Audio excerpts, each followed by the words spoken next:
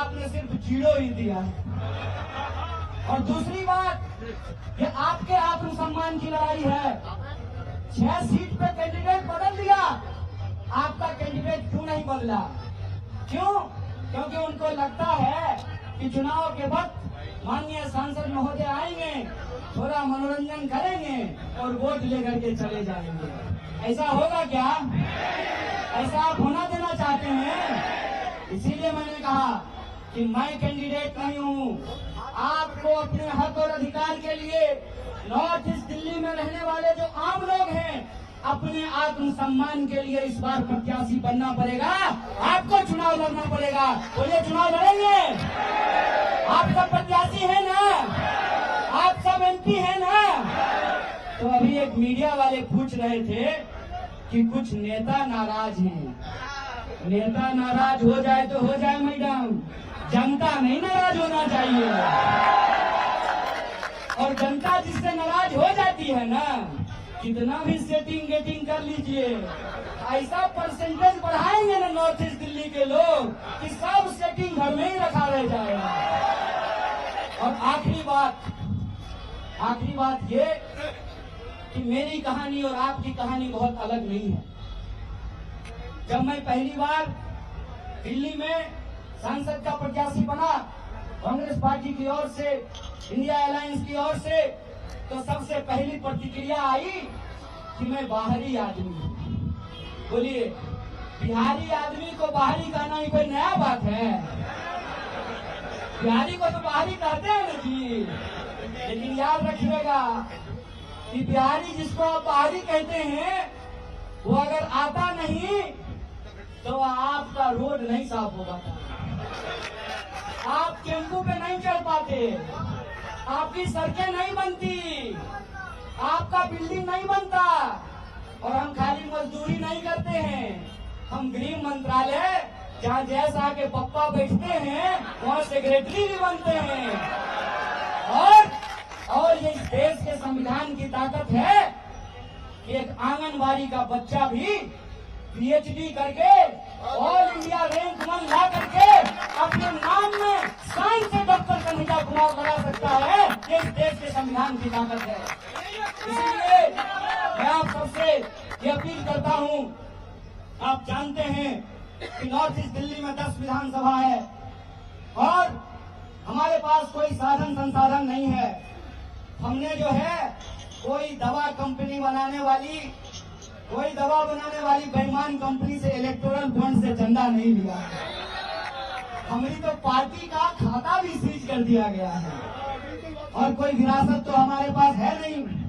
कोई हम गृह मंत्री हैं कि हमारा बेटा बीसीसीआई का सेक्रेटरी बन जाएगा? क्या हमारे बाबूजी गृह मंत्री हैं? हमारी माताजी तो आंगनबाड़ी में काम करती हैं। तो ना हमारे पास सन है, न धन है, न संसाधन है। लेकिन हमारे पास एक चीज है, सूरत के लोगों की सीरत आप लोगों की नहीं होने देंगे। सूरत का उम्मीदवार भाग गया और वहां के लाखों वोटर देखते रह गए और बिना चुने ही कोई एमपी बन गया। यहाँ खड़ा होकर के हम इस देश का नमक खाए हैं। आपके सामने ये शपथ लेते हैं कि हमारे शरीर में, हमारे रगों में आखिरी कतरे तक हम अन्याय के खिलाफ न्याय के लिए लड़ते रहेंगे, हम भागने वाले नहीं। इसलिए आपसे हम अपील करते हैं कि ये लड़ाई अन्याय के खिलाफ न्याय की लड़ाई है और इस न्याय की लड़ाई में बोलिए, आप न्याय योद्धा बनने के लिए तैयार हैं कि नहीं है? अगर आप न्याय योद्धा बनने के लिए तैयार हैं तो इस लड़ाई को हम पूरी शिद्दत से लड़ेंगे। आप अपनी आखिरी सांस तक लड़ेंगे, आप अपने आखिरी खून के बूंद तक लड़ेंगे, इस बात को याद रखिएगा। और सबसे आखिरी चीज, आज अगर इस मंच पे खड़ा होकर के प्रत्याशी बन करके मैं अगर भाषण दे पा रहा हूँ, सरकार के आंख में आंख डाल करके अगर सवाल पूछ रहा हूँ, उनकी टैंकों से नहीं घबरा रहा, उनकी ईडी से नहीं घबरा रहा, उनकी बंदूकों से नहीं घबरा रहा, उनकी जेल से हमको नहीं डर लग रहा, क्योंकि हमारे पास संविधान की ताकत है। इसीलिए आज की नामांकन रैली में हम हाथ में प्रस्तावना लेकर के आए हैं। जब हम कहते हैं कि ये न्याय का आरंभ है, तो ये आरंभ तब तक अन्याय को हरा नहीं देते हैं, अन्याय को पराजित नहीं कर देते हैं। इसीलिए आप सबसे मैं कहना चाहता हूं, ये तो बस शुरुआत है। एक नेता है देश में, कहते हैं कि टेलर दिखाएंगे, साहेब हम आपको असली सनीमा दिखाएंगे, हम आपको असली सनीमा दिखाएंगे, हम आपको असली सनीमा दिखाएंगे, क्योंकि मेरा नाम कन्हैया है और भगवान श्री कृष्ण का जन्म जेल में हुआ था। आपने हमको जेल में डाला, आप इस देश के विपक्ष के मुंह पर ताला लगाना चाहते हैं, विपक्ष के नेताओं को जेल में डालना चाहते हैं।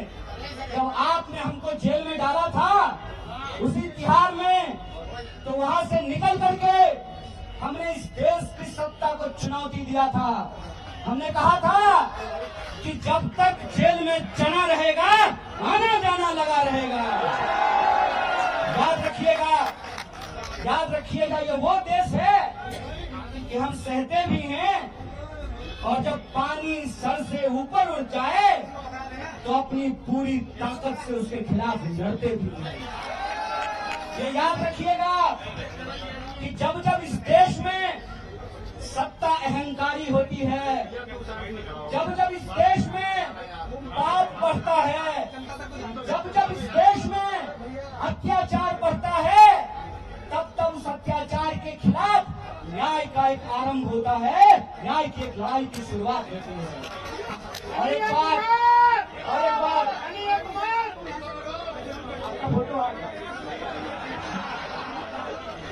और एक बात मैं आप सबसे कहना चाहता हूं कि धर्म का क्या मतलब होता है। धर्म का मतलब होता है निर्बल को शक्ति देना, धर्म का मतलब होता है सत्य के साथ खड़ा होना।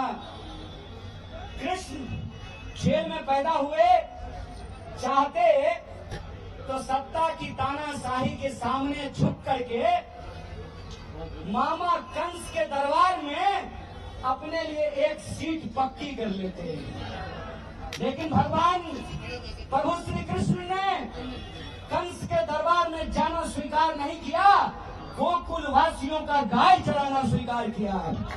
इसीलिए आज जब मैं आपके बीच खड़ा हूं, ये इतिहास का एक शानदार संयोग है।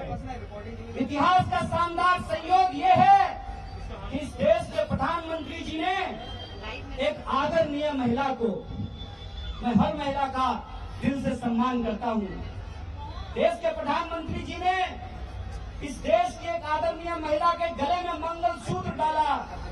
उस महिला का नाम यशोदा है और मेरा नाम कन्हैया है। तो याद रखिएगा कि इतिहास का संयोग है कि हम गंगा किनारे पैदा हुए, हमारी जन्मभूमि गंगा के किनारे है और आज हमारी कर्मभूमि यमुना का किनारा बन रहा है। और हम किताबों में पढ़ा करते थे कि यह कदम का पेड़ अगर माँ होता यमुना तीरे, मैं भी उस पर बैठ कन्हैया बनता धीरे।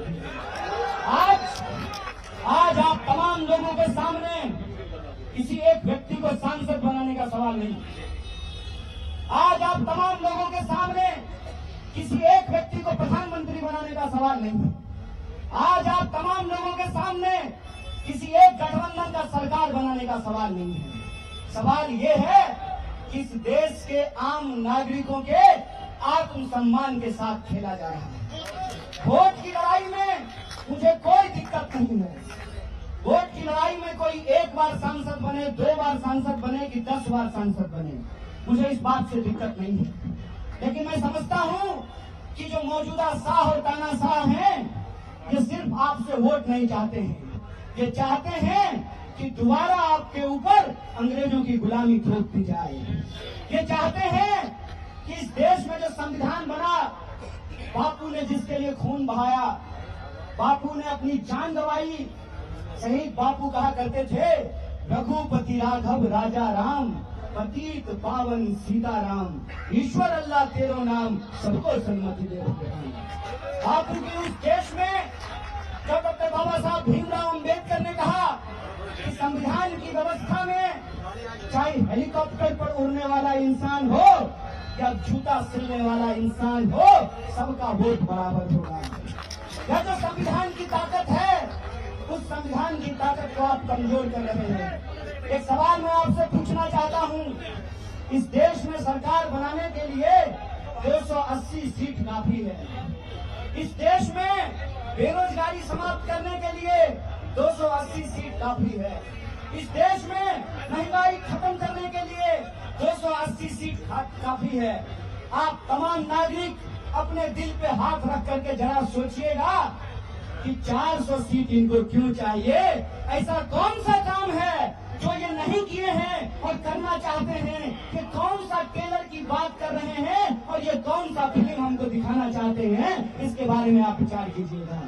इसीलिए आज जब आपके बीच आए हैं तो 3 मुख्य बिंदु पे आपको ध्यान देना पड़ेगा।